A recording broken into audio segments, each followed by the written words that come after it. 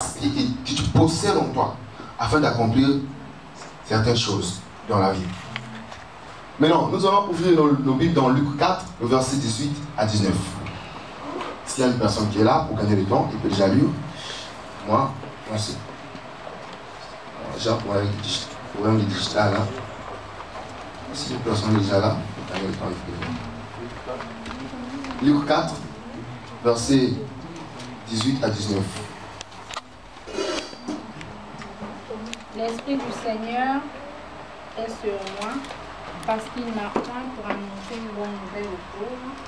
Il m'a envoyé pour donner à ceux qui ont le cœur brisé, pour proclamer aux captifs la délivrance et aux aveugles le recouvrement de la vue, pour envoyer libres les opprimés, pour publier une année de grâce du Seigneur. Amen. Amen. Maintenant, à travers ce qu'on a lu, je vais sortir encore une définition de l'onction. Dans Luc 4, le verset 18 à 19, nous dit quoi? Que l'Esprit du Seigneur est sur moi, parce qu'il m'a oint pour annoncer une bonne nouvelle aux pauvres. Il m'a envoyé pour guérir ceux qui ont le cœur brisé, pour proclamer aux captifs la délivrance et aux aveugles le recouvrement de la vue, pour envoyer les libres les opprimés, pour publier une année de grâce du Seigneur. Donc au commencement on dit quoi? L'Esprit du Seigneur est sur moi. Et puis il a fait quoi? Il m'a oint. C'est-à-dire qu'il t'a donné l'onction. Quel est le but pour lequel que Dieu t'a donné l'onction? Parce que le terme nous dit que l'onction va t'amener à la prospérité. Mais pour que l'onction t'amène à la prospérité, tu dois accomplir certains principes qui vont te favoriser afin que l'onction déverse en toi aussi ses œuvres. Qu'est-ce que je veux dire par là? Que l'onction que tu possèdes te donnera des fruits par rapport aux œuvres que tu vas lui proposer. Nous sommes dans le royaume de Dieu. Et le royaume de Dieu, on ne prend pas des choses juste comme ça. Plaisir de prendre, tu vois quelque chose qui te plaît, tu prends. Non. Tu dois opérer certains principes. Ou bien tu dois faire certains actes, ou bien œuvres.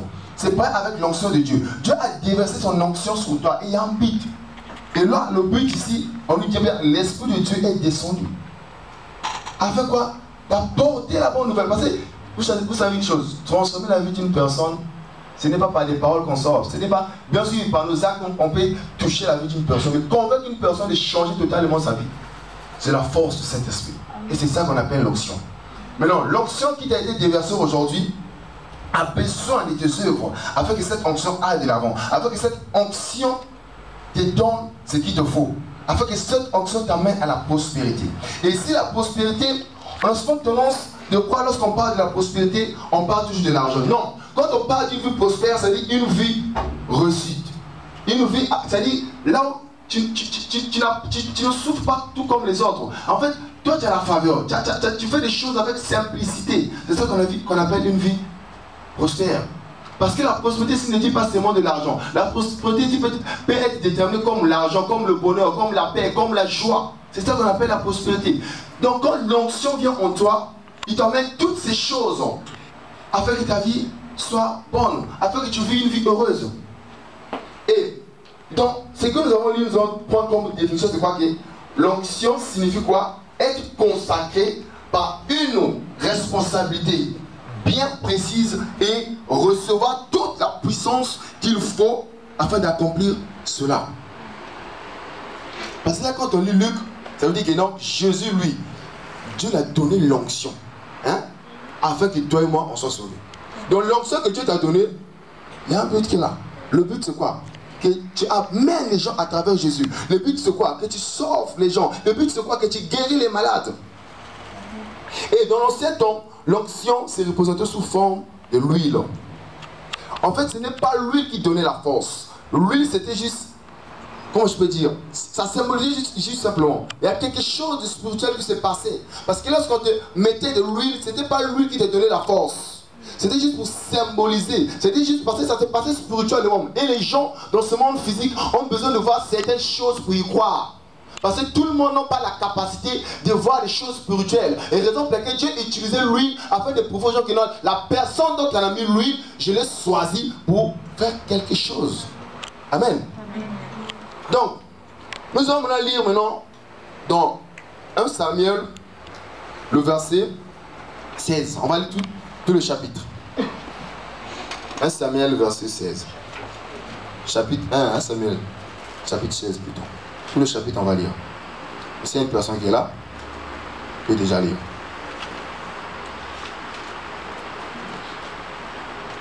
Disons au nom de Jésus, amen. L'Éternel dit à Samuel, quand cesseras-tu de pleurer sur Saül? Je l'ai rejeté afin qu'il ne règne plus sur Israël. Remplis ta corne d'huile et va, je t'enverrai chez Isaïe, Béthélémite, car j'ai vu parmi ses fils celui que j'ai désir roi. Je vais d'abord m'arrêter par là. Qu'est-ce que je vais vous faire comprendre par là? Évitez d'avoir des problèmes avec les hommes de Dieu. Évitez. Tu vas quelque part, on parle du mal d'un homme de Dieu, que ce soit vrai ou faux, écarte-toi. Parce que, souvenez-vous aussi, l'Éternel dit quoi à Samuel? Samuel se plaignait de qui? De Saül. Et on se souvient, Saül a été oint comme roi d'Israël. Et il a désobéi à la parole de Dieu. Et à cause de cela, Samuel se plaignait devant Dieu. Et laissez-moi vous dire, quand un serviteur de Dieu se plaint devant Dieu, à cause de toi, mon frère, tu vas recevoir pour toi aussi. Parce que tout ce que tu vas faire, tu vas semer cela. Amen. Donc, j'ai que 10 minutes, et j'ai beaucoup à dire. Donc, nous tous on connaît l'histoire de David. Donc, David, lui, il fut un berger. Il est berger des brebis. Et Dieu a vu son cœur. Je vais te dire aujourd'hui, ne vois pas ce que tu as. Ce que tu as, le frère Harris, c'est le frère Harris, l'adjoint de Municode à Djinibro, nous a dit quoi? L'enveloppe, peu importe la beauté de l'enveloppe, ce qui compte, c'est pas ça. C'est le contenu qui compte. Donc, quand Samuel est arrivé pour prendre le lieu de Dieu, il a vu les enfants de Isaïe. Il a dit, ah Isaïe, mais tu n'as pas d'autres enfants? Mais avant cela, il a vu d'abord le géant qui était là, tout comme Carmel. Samuel s'est dit que non, sûrement c'est le cas là. Mais Dieu lui a dit, Dieu ne voit pas comme les hommes. Dieu voit quoi? Le cœur. Et toute œuvre que tu vas pratiquer dans ce monde vient au fond de ton cœur. Aujourd'hui, au pays, on dit souvent, si quelqu'un est sous, il te tape en route. Imaginez, il a passé plein de personnes. C'est-à-dire, beaucoup de gens il a croisés. Mais c'est seulement toi qu'il a voulu taper. Seulement, il y a quelque chose aussi qui ne va pas. Seulement, la personne voulait faire ça il y a longtemps.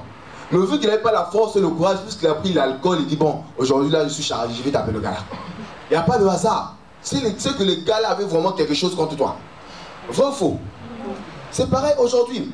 Dieu ne voit pas ce que tu as. Dieu voit ce que tu as en toi. Parce que ce que tu produis à travers tes yeux, ta bouche, tes mains, tes pieds, ça vient tout au fond de toi. Donc ne te sous-estime pas. La forme que tu as là, Dieu t'a donné cette forme. Aime cette forme telle que tu es. Moi aujourd'hui, quand je me plaignais souvent de ma taille. Je me plaignais à tout moment, c'était des débats. Tonton, quand le vieux me donne l'argent, je vais faire les achats, une année, 2 ans, il dit papa, je n'ai plus les habits, ça marche plus. Il me dit, toi aussi ta taille là-dedans. Il m'a juré même. Et du coup, quand je partais dans ma chambre, je me disais, ah ouais, Seigneur, pourquoi tu m'as donné cette taille? Pourquoi? Les gens vont acheter des habits, tu vas porter seulement une année, les autres portent ça pendant 2 ans, 3 ans. Je me plaignais. Parce que quand j'avais pas la connaissance. Ce qui compte, c'est pas ce que j'ai aujourd'hui. Ce qui compte, c'est pas les habits que je vais mettre. Ce qui compte, c'est pas ça. Mais ce qui compte, c'est ce qui est en moi. Amen. Donc, David, maintenant, il faudrait quand il est arrivé, puisque ses frères étaient passés devant Samuel, Samuel a dit vraiment, Dieu a dit c'est pas lui. Et quand David est arrivé, Dieu a dit c'est David. Ça veut dire que l'onction, c'est tout comme la faveur, c'est pas une guitare, comme le frère Ilouch a dit. Mais tu peux attirer l'onction de Dieu vers toi. Je vais vous faire comprendre. La Bible dit quoi? Cherchez premièrement quoi? Le royaume de Dieu. Il dit quoi? Frappez en vous, cherchez-vous. Si tu veux de l'onction, tu vas chercher l'onction, l'onction va venir. Ça ne veut pas dire que tu as mérité l'onction, non. Tu pratiques des choses qui vont attirer l'onction vers toi. Tu pratiques des choses qui va te donner la faveur à travers Dieu. Amen. Donc, maintenant, cette onction a besoin de tes œuvres. Cette onction a besoin de tes actes afin qu'il te produise la prospérité. Parce que, souvenez-vous de Saül, Dieu l'a oint comme roi d'Israël. Et qu'est-ce qui est arrivé? Lorsqu'il est parti combattre On a donné certains principes. De tout tuer, de rien prendre. Humains, animaux, tout ce que tu vois qui respire, tu tues. Le roi Saül est parti, il a tout tué. Il y avait des animaux qui étaient restés. Le peuple dit, oh non, tu sais non, on peut garder ces choses-là et puis sacrifier ça pour Dieu. Il a écouté son peuple. Là, il a fait quoi? Il a désobéi. Mon frère, c'est tout comme nous aujourd'hui. Dieu t'a oint. Dieu t'a donné l'onction. Dieu t'a donné le projet d'être leader. Parce que quand tu es leader, Dieu dépose en toi quelque chose que les autres n'ont pas. Ne suis pas ce que les gens te disent. Je vais vous dire aujourd'hui, moi ça fait un certain bout de temps, j'avais des difficultés pour prier. Moi la prière c'était pour moi, comment je peux dire, c'était devenu ma vie quoi. Je pouvais prier même 1 heure, je pouvais 30 minutes, je pouvais... Mais là quand je faisais même 5 minutes de prière, aïe mon frère je n'arrivais pas. Dieu à cause de quoi? Ce que j'ai écouté. Je vais vous dire une chose, nous sommes ici dans la maison royale. Il y a l'onction de Dieu qui est ici. Et tout le monde bénéficie de cette onction. Il y a l'onction personnelle qui s'agit de toi et Dieu. Il y a l'onction, s'agit générale, si je peux appeler, c'est qui s'agit de l'église, l'endroit là où tu te trouves. Ça, tu n'as pas besoin de faire les zigzags pour avoir ça. Tant que tu as Dieu dans la maison royale, tu possèdes en toi l'onction de la maison royale. Et ça, je me fais comprendre. Nous tous, on laisse à l'Ukraine. On a laissé la vie, d'avoir des petites copines. Et en moi, j'ai ressenti plus ce désir. Parce que quand j'étais à la maison royale, chaque jour, on te parle de la fornication. C'est-à-dire tu te recharges les prédications de la fornication. Donc quand la fornication passe, ça dit, ça ne touche même pas. Mais le jour, j'essaie un peu de me décrocher de la maison royale. Ceux qui étaient en esprit ont su que Carmel ne se donne plus à fond. Mais ceux qui n'étaient pas en esprit n'ont pas su. Ce n'est pas le fait de voir une personne venir à l'église que cette personne, au fond de lui, il aime cette église. Non. Quand je voulais mener à question là, parce que j'étais tellement trop écouté, ça travaille ma mentalité. Et les diables savent faire des choses. Hein. Les diables savent. Les gars, c'est un malin. Ils savent faire des choses. Je m'inquiétais. J'avais un frère qu'on souffrait de ça ensemble. Donc quand on va parler, je ne vais pas dire le nom. Donc quand on parlait ensemble avec mon frère, on faisait que remonter la tension. Il dit ouais, tu as vu ça non? C'est vrai, c'est pas bien. Je suis dessus. À l'église, ça commence comme ça me fatiguer. Je vous assure que Pasteur A soit béni. Parce que moi, si je venais encore à la maison royale, ce n'est pas pour qu'ils soient là international. Ce n'est pas ni pour la maison royale. C'est par rapport à la relation que j'avais avec Pasteur Anne. Elle a su comment me prendre. Et je la considère comme en étant ma mère. Comme en étant un être cher pour moi. Donc quand je me disais que, non, même si j'ai un peu qui sont là international, si je ne pars pas à l'église, Pasteur Anne sera dessus.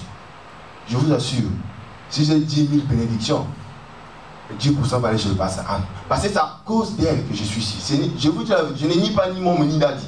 Je vous dis la vérité aujourd'hui. Si je suis ici aujourd'hui, ce n'est pas ni par... Je suis arrivé ici parce que Dadi et moi ont opéré ce ministère. Mais si je suis demeuré ici, ce n'est ni par Dadi, ni par Momi, ni par la maison royale. C'est la relation que j'ai entre Pasteur Anne qui m'a fait demeurer jusqu'à ce présent-là. Jusqu'aujourd'hui, là où je vous parle. Je venais plus à l'église par l'amour que j'avais avant. Comme on parle de l'amour premier quand tu as reçu Jésus. Non, j'aimais Dieu, mais je n'aimais plus servir Dieu à la maison royale bien qu'il soit là internationale. Et du coup, j'ai eu certains désirs mondains qui me venaient mener à la tête. Je dis à Dieu, Dieu, non, j'ai maintenant près d'une année ou 2 ans. Ça, ces désirs-là, non, ça ne m'appartient plus. Avant quand ça m'arrivait, j'ai écrit au nom de Jésus, c'est fini, ça passe. Le frère je peux témoigner. Parce que moi, quand je suis dans le monde, si je rêve une femme, bien nous comme les hommes, quand on se réveille, vous savez, le marché, comme ça y est le matin. Donc quand ça m'attrape comme ça, la journée là, il pleut, il neige, je dois coucher avec une femme. Si j'appelle toutes mes copines, personne n'est disponible, je vais aller faire une procédure pour faire ça. J'étais comme ça au pays.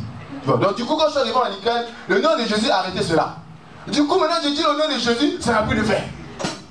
Je dis, ça n'a pas de sens. Et puis ça m'angoissait, j'étais mal à l'aise. J'ai gêné pendant 3 jours. Je dis, redonne-moi la force de supporter à ces tentations-là. Il n'y a pas de réponse. Il dit, Seigneur, qu'est-ce que je fais? Je n'ai pas dit que je n'aimais plus Dieu. Je priais Dieu, mais c'est la maison royale que je n'aimais plus. En fait, des qui sont là que je n'aimais plus. Mais quand même, je venais. L'hypocrisie, c'est pas bien. Tu vois, non? Quand même, je venais. J'ai demandé à Dieu, Dieu, donne-moi la force. C'était des choses que j'étais habitué, mais comme aujourd'hui, je n'arrive pas à supporter cela. J'ai gêné 3 jours assez. Personne m'a demandé de gêner de moi-même. J'ai dit avec Dieu, pardon Dieu, vraiment donne-moi cette force que j'avais avant. Ça n'a pas marché. Parce qu'un jour, il me dit encore, Carmel, non. Il me dit encore un jeûne de 3 jours. À sec. J'ai encore fait Pas du sens, je dis, ah Seigneur, mais je ne comprends pas. Donc des jeunes là, on dit qu'il faut tu réponds par les jeûnes de prière. C'est là tu ne vas pas me répondre. Un jour, je me suis réveillé le bon matin comme ça, à 5 h, Dieu commençait à me parler. Car mais je n'étais pas laissé. La force est en toi. Mais sauf que tes œuvres ne permettent pas à la force d'agir. Ah, Seigneur, tu ne m'as pas laissé, hein? Donc je suis toujours là, quoi. Dedans, quoi. Ah, mais pourquoi les désirs des femmes là, on m'a signé, c'est pas bien. Il me dit que la force est en toi. Mais tes œuvres ne permettent pas à cette force d'agir. Ah, Seigneur, je n'arrive pas à comprendre. Il me dit, comment se fait-il que tu pars quelque part, tu pries là-bas, mais tu n'aimes plus cette église. Tu pars là-bas pour une personne. Est-ce que c'est la personne dont tu sers? Je dis, non, Seigneur. Il dit, si tu veux avoir la vie dont tu avais avant, si tu veux haïr le sexe, si tu veux haïr les choses mondaines, attache-toi, retrouve l'amour de l'église que tu avais avant. Et je me suis forcé à retrouver cet amour. Et quand j'ai retrouvé cet amour, mon frère, les désirs sexuels là, c'est du soir. Ça n'existe pas. L'onction que tu cherches aujourd'hui pour que cette onction te rende prospère, mon frère, il a besoin de tes œuvres. Cette onction se nourrit de tes œuvres. Toi, tu seras prospère aux œuvres de l'onction. Donc l'onction aussi va produire dans ta vie tes œuvres par rapport à tes œuvres. Si tu ne produis pas de bonnes œuvres devant Dieu, l'onction de Dieu en toi va cesser. Tu vas tomber. On a vu plusieurs personnes ici ont quitté l'église. Il ne part plus dans notre église. Il est seulement à la maison. Mais il est toujours chrétien. Mais il recommence avec la fornication. Vous vous êtes jamais posé cette question. Ici, il recevait une force qui l'augmentait au-dessus de ses désirs. Mais puisqu'il a laissé la source, là où il détenait cette puissance, ces désirs-là maintenant deviennent au-dessus de lui. Amen. Amen. Je veux que vous compreniez quelque chose. Et l'onction de Dieu que Dieu a déversé sur toi, il ne faut pas être orgueilleux. Il faut être humble. Il faut avoir l'amour. Mon frère, l'amour que Dieu a dit, l'amour du prochain, c'est tellement profond. C'est tellement profond que toi et moi, on ne peut pas imaginer. Moi, j'aime ma soeur amie. Tout le monde est là et sait que moi, j'aime ma soeur amie. Quand elle voyageait, quand elle manquait même de l'argent, mon argent, moi, je prenais pour l'aider pour avoir ses documents. Quand elle est partie faire cette demande de visa, j'ai prié pour elle. J'ai déclaré vraiment, elle doit avoir son visa. Elle a dit le visa, hein, elle est partie. Moi, je suis devenu ici. J'ai dit, ah, toutes mes soeurs qu'on est arrivées, si j'ai prié pour eux, ils ont eu le visa, ils sont partis. Mais pourquoi moi, si j'ai pas fait? Pourquoi moi, si comme ça? En moi, je n'étais plus c'est-à-dire la même personne. J'étais devenu maintenant lourd. Même en priant, j'étais devenu lourd. Maintenant, je vais te dire que non, je me disais, non, c'est pas bien. On était entendu, on devait partir ensemble. Pourquoi ils sont partis sur le site? J'étais devenu maintenant triste. D'où vient cette tristesse?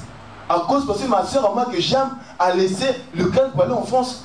Donc, si je vais en réalité, ça veut dire que j'ai la haine. Non, dans le sens normal, tu vas dire que c'est tout à fait normal parce que c'est ta soeur, elle te manque. Mais quand tu prends la profondeur, ou bien la source de ce qui te rend mal à l'aise, c'est quoi? Ta soeur est partie en France, tu restes. C'est pas quoi? C'est quoi? C'est pas la haine. C'est la jalousie, non? C'est la jalousie. De l'amour dont Dieu nous parle est tellement profond, mes frères. Aujourd'hui, tu te fâches contre quelqu'un. Quand tu cherches la profondeur de cela, mon frère, tu vas vraiment, tu fais rien de bon. Donc, frère, là, pas que Dieu, je n'aime pas parce qu'il m'a tapé, pas de problème. Mais Dieu te dit quoi? Aime ton prochain, non? Dieu veut que tu ramènes cette personne auprès de sa présence. Donc, tu vas accepter de ne pas amener cette âme devant Dieu parce que cette âme t'a tapé. Tu vas, tu ridicules. Donc, arrêtons de nous ridiculiser devant Dieu. Amen. Donc, ce que je veux que vous reteniez ici, c'est quoi? L'onction que Dieu t'a donnée, si tu veux être prospère à travers cette onction, tu dois donner à cette onction quoi? Tes œuvres. Amen. Parce que ces œuvres-là vont ramener le fruit de l'onction à travers ta vie. Amen. Donc nous allons nous lever. Nous allons nous demander à ce Dieu-là. S'il m'a fait comprendre certaines choses, c'est le même esprit, c'est le même onction de Dieu. Il va te faire comprendre certaines choses, il va te révéler certaines choses. Nous allons nous demander à Dieu. Parce que moi, après cette compréhension, j'ai dit à Dieu, moi là, c'est dit mes émotions. Ça va, c'est pas d'où le diable va chercher quelque chose. C'est-à-dire pour soulever mes émotions, ça n'aura plus de fait sur moi. Parce que je me suis rendu compte que non, franchement, le problème c'est moi-même. Le problème c'est moi-même, c'est pas Dieu. Donc toi aussi le problème c'est toi-même. Donc là je veux que tu prends une position, c'est-à-dire pour attaquer tes émotions, pour attaquer tes œuvres. Aujourd'hui on doit purifier nos cœurs afin que toute œuvre que nous allons faire soit bon devant Dieu. Nous sommes de la prière. Seigneur Père éternel, je prie avec Père éternel. Père, si tu as su me donner cette compréhension avec Père éternel, Elohim, le maître